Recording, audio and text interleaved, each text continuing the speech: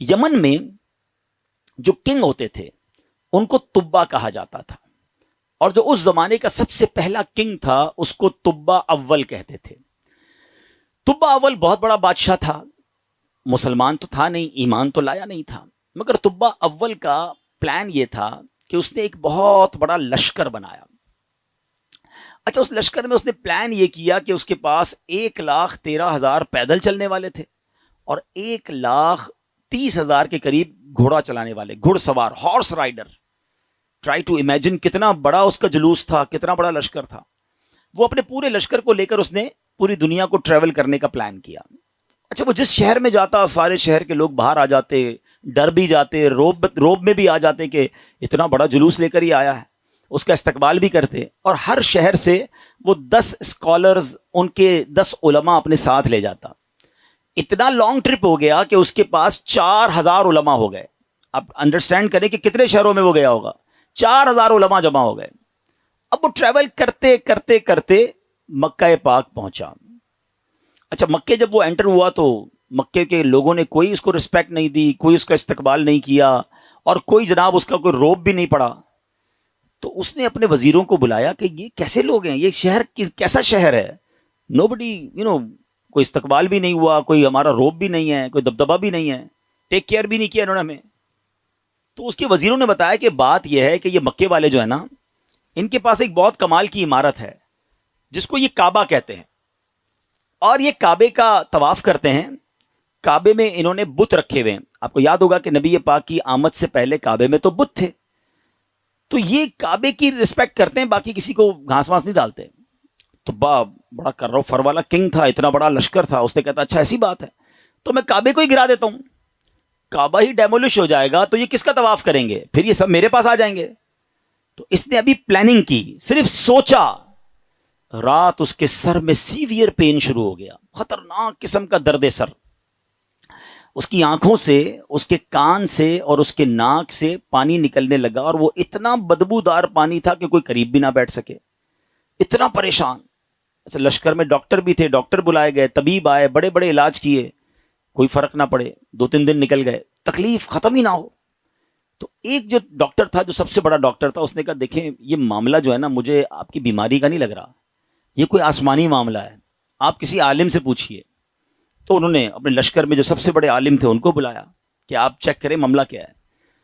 تو انہوں نے کہا یہ بتاؤ کہ تم نے کوئی غلط خیال تو نہیں کیا اس شہر کے بارے میں، یہاں کے رہنے والوں کے بارے میں؟ اس نے کہا ہاں، میں نے تو پلان کیا تھا کہ کعبہ گرا دوں گا، یہاں کے مردوں کو قتل کر دوں گا، عورتوں اور بچوں کو قیدی بنا لوں گا۔ تو ان عالم دین نے کہا کہ نہیں، تم نے غلط کیا، تمہیں نہیں پتا کہ یہ کعبہ کیا ہے، اس کا مالک وہ خالق ہے، وہ مالک ہے کہ اگر اس کے بارے میں، کعبے کے بارے میں نیگیٹو سوچو گے تو برباد ہو جاؤ گے، فوراً توبہ کر لو ورنہ تم خود ہی برباد ہو جاؤ گے۔ کہا اچھا ایسی بات ہے۔ تبا نے توبہ کر لی، جیسے ہی توبہ کی تو اس کا سارا درد ختم ہو گیا، وہ فریش ہو گیا، اس کی طبیعت ٹھیک ہو گئی۔ تو اب اس نے دین ابراہیمی اختیار کر لیا، اللہ پر ایمان لایا، اور اس زمانے میں حضرت ابراہیم کا دین چل رہا تھا، ابھی نبی پاک تو آئے نہیں تھے، اس نے دین ابراہیمی ایکسیپٹ کیا اور اس نے اللہ پر ایمان لے آیا۔ اچھا، اب وہاں سے پھر لشکر آگے چلا، اور چلتے چلتے چلتے ایک ایسی بستی میں پہنچا جہاں کھجور کے درخت تھے، بڑی خوشگوار وادی تھی، اور وہاں انہوں نے پڑاؤ ڈالا۔ اچھا، اس لشکر میں جو علماء تھے انہوں نے اپنی کتابیں نکالی، ان کے پاس آسمانی کتابیں تھیں، وہ پڑھتے گئے اور کہنے لگے یہ تو وہی جگہ ہے جہاں ہماری کتابیں بتاتی ہیں جہاں اللہ کے آخری نبی ہجرت کر کے آئیں گے۔ یعنی اس کا مطلب وہ ڈھونڈتے ڈھونڈتے آج کے مدینے میں پہنچ گئے تھے، جس کو آج ہم مدینہ کہتے ہیں نا، یہ وہاں پہنچ گئے تھے۔ تو 400 علماء نے کہا کہ بھائی ہم تو یہ جگہ چھوڑ کے نہیں جائیں گے، پتہ نہیں کب نبی پاک آ جائیں، اب ہم نے یہیں ٹھہرنا ہے، اگر تبا رہنے دے گا تو ٹھیک ہے، بے شک ہماری بوٹی بوٹی کر دے، ہم نے یہ شہر چھوڑ کے نہیں جانا۔ اطلاع تبا کو بھی مل گئی، تبا نے بلایا علماء کو کہ کیا مسئلہ ہے؟ تو کہا دیکھیں حضرت، ہم نے اپنی کتابوں میں پڑھا ہے، ہمارا حساب کتاب بتاتا ہے کہ اللہ کے آخری نبی اسی بستی میں آئیں گے، ہم اس بستی کو چھوڑ کے نہیں جائیں گے، ہم ان کے خادم بن کر رہیں گے، ان کے امتی بنیں گے، ان پر ایمان لائیں گے۔ اچھا، تبا بھی 2-4 دن پہلے ہی یا کچھ دنوں پہلے ہی مکے کی تعظیم سمجھ چکا تھا، اللہ پر ایمان لا چکا تھا، تو اس نے کہا اچھا ایسی بات ہے تو میں بھی رک جاتا ہوں۔ اس نے کیا کیا، 400 علماء کے لیے 400 گھر بنائے، ان 400 علماء کی شادیاں کروائیں، ان کو خوب مال و دولت بھی دیا۔ 1 سال تبا خود بھی وہیں رہا، 1 سال کے بعد دیکھا کہ نبی پاک تو نہیں آئے، تو ابو طبا نے ایک کمال کا خط لکھا. سنیے گا پیارے اسلامی بھائیو, یہ دنیا کا انوکھا خط ہے کہ اس کے لیے لکھا جا رہا ہے جو بھی دنیا میں آئے نہیں ہیں. اور کس عشق والی زبان میں طبا بادشاہ نے وہ خط لکھا. اس نے لکھا کہ اس اللہ کے نام سے شروع جو عالمین کا رب ہے. میں جناب رسول اللہ صلی اللہ تعالی وسلم کی بارگاہ میں طبا اول حمیری سلام پیش کرتا ہوں, اور میں آقا علیہ الصلوۃ والسلام کی بارگاہ میں عرض کرتا ہوں کہ حضور اگر میں نے آپ کا زمانہ پا لیا تو میں آپ کی خدمت کروں گا, آپ پر ایمان لاؤں گا, آپ کی سنت پر عمل کروں گا, جو آپ کتاب لے کر آئیں گے میں اس پر بھی عمل کروں گا. اور حضور اگر میں پھر بھی آپ کا زمانہ نہ پا سکوں تو مجھے اپنی غلامی میں قبول فرمائیے, اور قیامت کے دن مجھے میری شفاعت فرمائیے گا, مجھے بھول نہ جائیے گا. بڑا کمال کا عشق والا اس نے خط لکھا. اس خط کو اس نے سیل کیا گولڈن اسٹیمپ لگا کے. اچھا, ایک اور مکان بنایا اس نے, اور جو اس وقت کے سب سے بڑے عالم تھے ان کو وہ لیٹر بھی دیا, اور کہا جب آپ نبی پاک سے اگر آپ کی ملاقات ہو جائے نا تو میرا خط انہیں دیجیے گا, یہ مکان بھی انہیں گفٹ کر دیجیے گا, اور اگر نہ ہو تو آپ اپنے بچے کو کہیے گا, آپ کا انتقال ہونے لگے تو اس کو یہ لیٹر دیجیے گا, اس کو کہیے گا وہ اپنی اولاد کو دے, تاکہ کسی طرح یہ خط جناب آخری نبی صلی اللہ تعالی علیہ وسلم تک پہنچ جائے. یہ کیسا عشق ہے. اب ذرا سنیے گا. طبا اول حمیری کا بعد میں وہ مدینے سے آگے گیا اور جا کے اس کا انتقال ہو گیا. آفٹر 1000 ایئرز, 1000 سال بعد 12 ربیع الاول والے دن مکہ مکرمہ میں نبی پاک کی ولادت ہوتی ہے, آقا کی تشریف آوری ہوتی ہے. نبی پاک 53 سال مکے میں گزارتے ہیں, اور اس دوران حضرت مصعب بن عمیر صحابی رسول ہیں, ان کو پیارے آقا مدینے بھیجتے ہیں کہ وہاں جا کے اسلام کی دعوت دو. مدینے میں تو فوراً اسلام پھیلنا شروع ہو گیا. علماء کہتے ہیں جو اتنی تیزی سے اسلام مدینے میں پھیلا نا, اس کی بڑی وجہ یہ تھی جو یہ انصار صحابہ تھے نا. مدینے والوں کو کیا کہتے ہیں؟ انصار. مکے والوں کو کیا کہتے ہیں؟ مہاجرین. تو جو انصار تھے نا, یہ سارے انہی 400 علماء کی اولاد میں سے تھے. they were waiting from last 1000 years for رسول پاک علیہ الصلوۃ والسلام. یہ تو 1000 سال سے انتظار کر رہے تھے. جیسے ہی حضرت مصعب بن عمیر پہنچے, دیگر مبلغین پہنچے, اللہ کے رسول کی باتیں بتائیں, اسلام کی باتیں بتائیں, دھڑا دھڑ لوگ اسلام قبول کرنے لگ گئے. اچھا, اب قبیلے کے لوگ بیٹھے کہ آخری نبی تو آ گئے ہیں مکے میں, ہمارے پاس ایک لیٹر ہے, اب وہ پہنچانا ہے انہیں. انہوں نے مشورہ کر کے, ایک صحابی تھے ان کا نام تھا حضرت ابو لیلہ انصاری رحمت رضی اللہ تعالیٰ, ان کو کہا کہ آپ جائیے, جا کے مکے میں نبی پاک کو یہ خط دے کر آئیے. ان صحابی نے ٹریول کیا. جب وہ ٹریول کر کے جانے لگے تو ان کو کسی نے بتایا کہ نبی پاک مکے سے پہلے ایک وادی میں بیٹھے ہیں, صحابہ کرام کے ساتھ جلوہ فرما ہے. اچھا, انہوں نے نبی پاک کو نہیں دیکھا, نبی پاک نے انہیں نہیں دیکھا. سوشل میڈیا کا زمانہ تو تھا نہیں نا کہ کسی طریقے سے دیکھ لیتے. اچھا, یہ گئے اس دربار میں, جیسے ہی داخل ہوئے کمرے میں, نبی پاک صحابہ کے ساتھ بیٹھے ہیں, وہ کمرے میں داخل ہوئے, پیارے آقا فرماتے انتا ابو لیلہ, تم ابو لیلہ ہو. وہ شاکڈ ہو گئے کہ میرا نام کیسے ان کو پتہ چل گیا. کہ جی یا رسول اللہ, میرا نام ہی ابو لیلہ ہے. فرمایا تمہارے پاس میری ایک امانت ہوگی, مجھے وہ خط دے دو. ایک بار اور حیران ہو گئے کہ رسول اللہ صلی اللہ علیہ وسلم کو میں نے بتایا نہیں, پہلے ہی ان کو پتا ہے. نبی پاک نے وہ خط لیا, سیدنا ابو بکر صدیق کو وہ خط دیا اور کہا ابو بکر پڑھو. اب بھرے دربار میں وہ عشق والا خط پڑھا گیا. طبا اول حمیری کا وہ عشق کی جو لیٹر تھا وہ پڑھ کر سنایا گیا کہ حضور میں آپ کا امتی, میں آپ کا غلام, مجھے قیامت کے دن بھولیے گا نہیں. اگر آپ کا زمانہ پایا تو آپ کی خدمت کروں گا, زمانہ نہ پا سکا تو پھر بھی میں آپ کا غلام ہوں. اللہ اکبر. نبی پاک نے جب یہ خط سنا نا تو پتہ کیا فرمایا؟ مرحباً اخ صالح, مرحباً اخ صالح, میرے نیک بھائی کو مرحبا ہو, نیک بھائی کو مرحبا ہو. امیر پیارے آقا علیہ الصلوۃ والسلام نے اس بادشاہ کو نیک بھائی کہہ کر پکارا. اچھا, اب ابو لیلہ انصاری تو حیران پریشان, نبی پاک پر کلمہ پڑھا, مسلمان ہوئے کہ ان کو مجھ سے پہلے پتا ہے کہ یہ میرے دل میں کیا ہے اور میں کیا لے کر آیا ہوں. واپس گئے, اپنے شہر والوں کو بتایا کہ بھائی میں تو ان سے مل کر آیا ہوں جو تو غیب کی خبریں دیتے ہیں. اچھا, بہرحال اب نبی پاک نے مکے سے مدینے سفر اختیار کیا.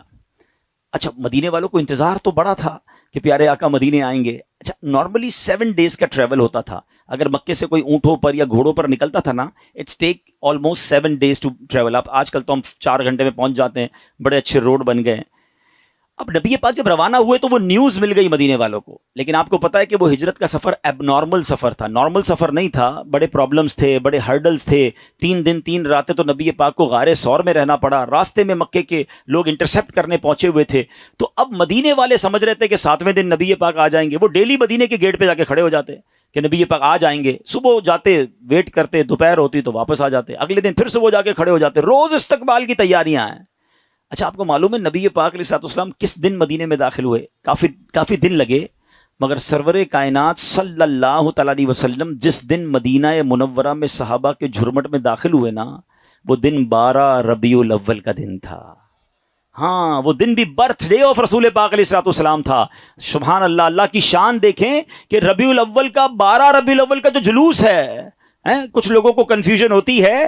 اللہ اکبر، میرے آقا جو مدینے میں داخل ہوئے تو صحابہ بھی ہیں اور خود پیارے آقا بھی ہیں، بلکہ ایک صحابی کہتے ہیں حضور بغیر پرچم کے کیسے داخل ہوں گے؟ آپ جا رہے ہیں تو شان و شوکت کے ساتھ داخل ہونا ہے۔ اپنا امامہ اتارا، تلوار پہ لگایا، اسے پرچم بنایا، اور جب مدینے میں داخل ہوئے تو ہر طرف سے صدائیں ہیں مرحبا یا رسول اللہ۔ بچیاں تیار ہو کر آئی ہیں، بچے تیار ہو کر آئے ہیں۔ عرب کے لوگوں کا دستور تھا جب کوئی بڑا ایونٹ ہوتا تھا وہ اپنا مخصوص لباس پہنتے تھے، اپنی تلواریں لگاتے تھے، بلکہ اب بھی اگر آپ دیکھیں ان کے تہواروں میں ان کے لباس الگ ہوتے ہیں، وہ سب اپنے اس لیول کے لباس پہن کر کھڑے تھے، کیونکہ آج ان کے لیے عید کا دن تھا۔ اور سبحان اللہ، اس وقت بنو نجار کی بچیوں نے سرور کائنات صلی اللہ تعالی علیہ وسلم کا جو استقبال کیا، جس نغمے کو گنگنا کر، جس نعت کو پڑھ کر انہوں نے استقبال کیا، آج بھی مکے مدینے چلے جائیں، کیسٹ کی دکانوں پر جائیں، بلکہ دنیا کے کسی کونے میں جائیں، یہ نعت عربی ہوں، عجمی ہوں، افریقن ہوں یا امریکن ہوں، سرکار کی یہ نعت دنیا بھر میں پڑھی جاتی ہے۔ اور وہ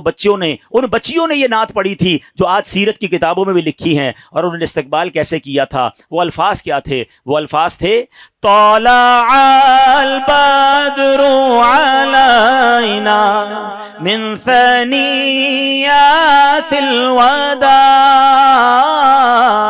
وجب شکر علینا ما دعا للہ لا۔ کیا کہتی ہیں ہم پر؟ چاند طلوع ہو گیا ہے، طلع البدر علینا، 14ویں رات کا چاند طلوع ہو گیا ہے۔ کہاں پر؟ سنیت الوداع کی گھاٹی میں، جس جگہ یہ استقبال ہوا نا اس علاقے کو سنیت الوداع کہتے ہیں۔ اور وجب الشکر علینا، ہم پر واجب ہو گیا ہے اللہ کا شکر ادا کرنا۔ ما دعا للہ دعا، جب تک لوگ اللہ کے لیے دعوت دیتے رہیں گے، یعنی قیامت تک ہم پر اب یہ شکر اللہ کا واجب ہو گیا کہ نبی پاک ہمارے مدینے آ گئے ہیں۔ آپ کو پتا ہے مدینے کے رنگ کیسے بدلا، مدینے کی تقدیر کیسے بدلی؟ مدینہ پہلے یثرب کہلاتا تھا، وہاں کی آب و ہوا میں بیماریاں تھیں، جو جاتا بیمار ہو جاتا تھا۔ اللہ اکبر، مصطفیٰ کریم کے قدم تو کیا لگے، مدینے کے غبار میں بھی شفا ہو گیا ہے۔ اب تو بیمار کو کہتے ہیں ٹھیک ہونا ہے تو مدینے ہو آؤ، ہیں جب سے قدم لگے ہیں رسالت مآب کے، جب سے قدم لگے ہیں رسالت مآب کے، جنت بنا ہوا ہے مدینہ حضور کا۔ کیا قدم لگے میرے آقا کے، بھاگ ہی جاگ گئے مدینے والوں کے۔ اچھا اب پیارے آقا جب مدینہ شریف میں انٹر ہوئے نا، everybody want to welcome and everybody want to host him، ہر بندہ چاہ رہا تھا کہ نبی پاک ہمارے گھر آ جائیں، کیونکہ اشتیاق بہت تھا، تڑپ بہت تھی۔ تو نبی پاک نے فرمایا کہ میری جو اونٹنی ہے نا یہ اللہ کے حکم سے بندھی ہوئی ہے، یہ جدھر جا کے رکے گی ادھر جا کر ہی میں نے رہنا ہے۔ اچھا اب ذرا تصور کیجئے، امیجن کیجئے کہ وہ اونٹنی مدینے کی گلیوں میں گھوم رہی ہوگی اور ہر صحابی یہ امیجن کر رہا ہو کاش میرے دروازے پر رک جائے، کاش میرے دروازے پر رک جائے، مگر بھاگ کس کے جاگے؟ سیدنا ابو ایوب انصاری رضی اللہ تعالیٰ عنہ، کہ وہ اونٹنی جو ہے ان کے دروازے پر جا کے رکی۔ اچھا اب ایک اور امیزنگ بات شاید بہت ساروں کو پہلی بار پتہ چلے گی، حضرت ابو ایوب انصاری رضی اللہ تعالیٰ عنہ کا ایک لقب ہے، ہم سب کہتے ہیں میزبان رسول، ٹھیک ہے نا، لیکن شاید لوگوں کو نہیں پتا کہ حضرت ابو ایوب انصاری اسی عالم دین کی اولاد سے ہیں کہ جن کو طبہ اول نے لیٹر دیا تھا، جو سب سے بڑے عالم تھے نا، یہ انہی کی اولاد میں سے ہیں۔ اور حضرت ابو ایوب انصاری اسی گھر میں رہتے تھے جو گھر طبہ نے نبی پاک کے لیے گفٹ کے طور پر بنایا تھا۔ گویا مطلب یہ بنا کہ یہ گھر نبی پاک کا ہی تھا، حضرت ابو ایوب انصاری اس کو ٹیک کیئر کر رہے تھے۔ آقا کسی کے مہمان نہ بنے، بلکہ سچی بات یہ ہے کہ میزبان نبی پاک تھے، مہمان ابو ایوب انصاری تھے۔ اور یہ کیسے ہو سکتا ہے کہ نبی پاک جن کے صدقے یہ کائنات بنی ہے؟ امام عشق و محبت اعلیٰ حضرت بڑا کمال کا شعر لکھتے ہیں، آپ فرماتے حضور یہ کائنات جب آپ کے لیے بنی ہے، آپ کی وجہ سے بنی ہے، تو پھر سارا زمانہ تو اس میں مہمان ہوا نا، اصل میزبان تو آپ ہیں۔ آپ کہتے ہیں آسماں خان زمین خان زمانہ مہمان، آسماں خان زمین خان زمانہ مہمان، صاحب خان نالا کب کس کا ہے تیرا تیرا صاحب خواہ، نالا کب کس کا ہے تیرا۔ اب یہ عشق والی داستان سیکھنے کو کیا مل رہا ہے کہ یہ شان ہے میرے مصطفیٰ کی کہ دنیا میں آئے نہیں ہیں مگر چاہنے والے موجود ہیں، دیوانے موجود ہیں، سرکار پر سب کچھ نچھاور کرنے والے موجود ہیں۔ جبھی تو شاعر کہتے ہیں ایک میں ہی نہیں ان پر قربان زمانہ ہے، جو رب دو عالم کا محبوب ہے۔